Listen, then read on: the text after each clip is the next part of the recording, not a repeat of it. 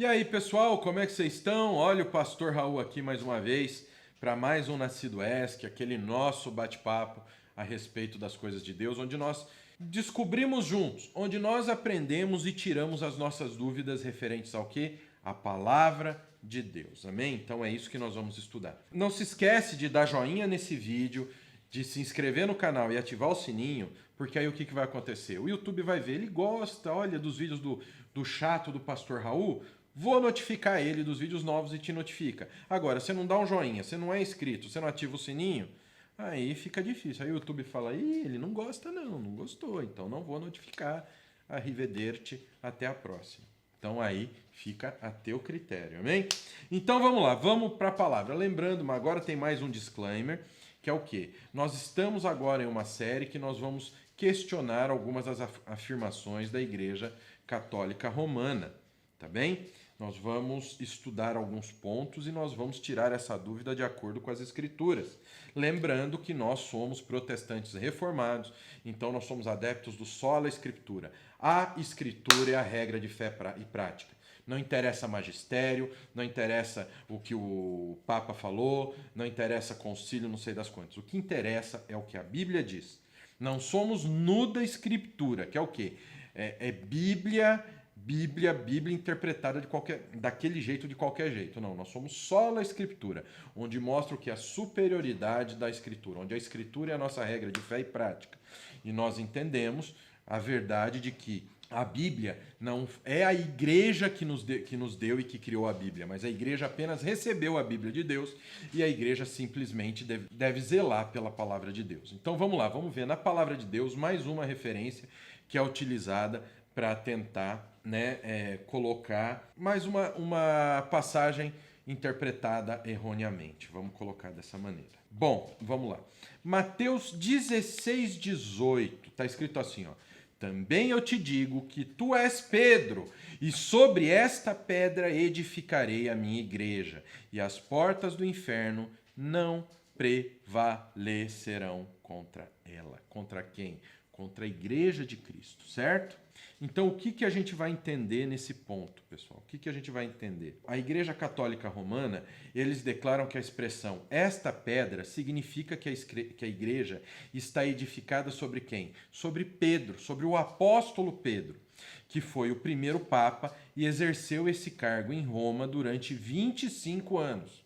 Dizem que o papado de Pedro foi o papado de 25 anos. Nada contra a igreja colocar como, não, a gente vem do apóstolo Pedro. Seria legal, não, mas eles colocam que o apóstolo Pedro foi o primeiro papa católico estabelecido assim. Então vamos dar uma olhada. Em primeiro lugar, a gente vai analisar a passagem para ver se essa questão da pedra sobre a qual a igreja ela foi edificada, se foi mesmo o apóstolo Pedro. Olha só, a expressão sobre esta pedra está relacionada à resposta de Pedro que disse, tu és o Cristo, filho do Deus vivo. Então a gente entende que é sobre Cristo que a igreja foi edificada e não sobre Pedro. Jesus afirmou que ele mesmo era a pedra. Mateus 21, 42 diz assim, ó, perguntou-lhe Jesus, nunca leste nas Escrituras a pedra que os construtores rejeitaram? Essa veio a ser a principal pedra angular. Isto procede do Senhor e é maravilhoso nos nossos olhos. Mateus 21, 42. A afirmação de Jesus é uma interpretação de verdade do Salmo 118, 22. A pedra que os construtores rejeitaram, essa veio a ser a pedra angular. Salmo 118, 22. É um salmo. É Cristo mostrando que ele era a pedra, cumprimento do que estava no salmo. O próprio Pedro identifica Jesus como sendo pedra. Atos 4, 11. Este Jesus é a pedra rejeitada por vós, os construtores, a qual se tornou a pedra angular. E não há salvação em nenhum outro, porque debaixo do céu não existe nenhum outro nome dado entre os homens pelo qual importa que sejamos salvos. Então, Pedro mesmo identifica Jesus como a pedra. Se Pedro foi papa durante 25 anos, então tem algum erro por aí, porque o apóstolo foi martirizado no reinado de quem?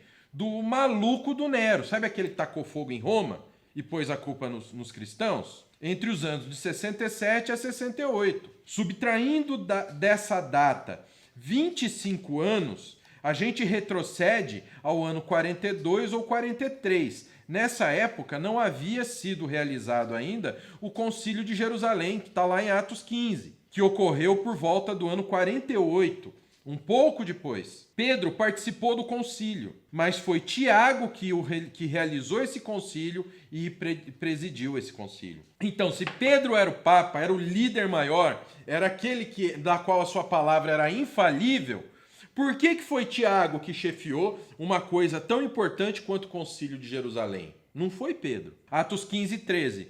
Depois que eles terminaram, falou Tiago dizendo: irmãos, atentai nas minhas palavras. Aí o 19.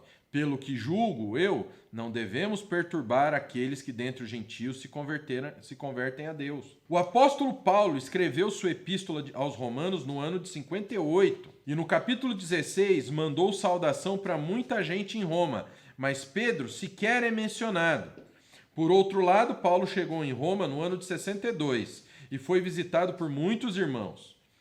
Por 2 anos permaneceu Paulo na sua própria casa, que alugara, onde recebia todos os que o procuraram. Isso é Atos 28, 30. Também nesse período não há nenhuma menção a Pedro ou algum papa que seja. Pedro não é nem mencionado. O apóstolo Paulo escreveu 4 cartas de Roma: Efésios, Colossenses e Filemão,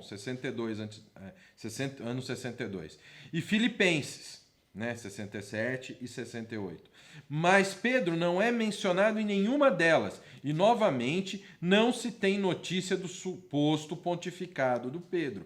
Pontificados é o reinado do Papa, tá, pessoal? Para quem não sabe. Devemos ainda considerar o texto em estudo de seu contexto. Enquanto Pedro é mencionado na segunda pessoa, tu, a expressão esta pedra está na terceira pessoa. Petros, é um substantivo masculino, enquanto pedra é um feminino singular. Consequentemente, essas palavras não têm a mesma referência, pessoal. Ainda que Jesus tivesse falado em aramaico, o original grego inspirado faz essas distinções. Então não vem me dizer que é um problema da tradução em português, porque não é. O interessante é que até as próprias autoridades teológicas católicas concordam que a referência bíblica em estudo não está relacionada a Pedro. E quem são essas autoridades agora que eu vou falar para o Papa vai excomungar esses hereges? Uns caras aí que não conhecem nada de palavra de Deus. É um tal de João Crisóstomo, também conhecido como João Boca de Ouro, porque o cara pregava e saía ouro da sua boca. Era como se suas palavras fossem ouro, de tanto que ele entendia da palavra de Deus. E a gente tem um outro cara aí que não é muito conhecido, entendeu? Que até os católicos chamam ele de São. Aliás, os dois têm o nome de São, como se fossem santos, né? Que é São João Crisóstomo e Santo Agostinho de Hipona. Sabe Agostinho de Hipona? Inclusive que a gente estuda o Confissões dele, que é uma obra maravilhosa, um retrato de conversão assim grandioso, que todo ser humano deveria ler. É uma obra que não é a Bíblia, mas a gente pode tê-la como ensino de teologia. Agostinho, no seu comentário sobre o Evangelho de João, escreveu: nesta pedra, então, disse ele, a qual tu confessaste, eu construirei a minha igreja. Nesta pedra, então, disse ele, a qual tu confessaste. Esta pedra é Cristo, e nessa fundação o próprio Pedro construiu. Todos nós construímos sobre a fundação que é Cristo. É Agostinho falando, tá? Não sou eu. Não briguem com o pastor Raul, tá bom? Briguem com Agostinho. Assim, não existe fundamento bíblico nem subsídio histórico para consubstanciar, ou seja, para imaginar a figura de Pedro como Papa. Edificado sobre o fundamento dos apóstolos e profetas, sendo ele mesmo, Cristo Jesus, a pedra angular. Efésios 2:20, encerramos aqui esse estudo. Então, semana que vem nós temos muito. Meu irmão católico, não fique chateado com a gente, mas que nós temos que seguir a palavra de Deus, que é a Bíblia Sagrada. E a Bíblia Sagrada, ela nos traz a verdade, ela não precisa de ninguém para ajudá-la, amém? Então é isso. Espero que vocês tenham gostado. Aqui na descrição tem um link onde você tem todas as nossas redes sociais, nosso canal do Telegram, o link para baixar nossos e-books gratuitos e o link para os cursos do Nascido, que é o curso de como fazer teu devocional e o nosso curso de teologia, tá bom? Tem o link aí para você conhecer a nossa escola, o Seminário Nascido de Novo de Teologia. Que o Pai, o Filho e o Espírito Santo de Deus abençoe a vida de vocês. Até a próxima, em nome de Jesus.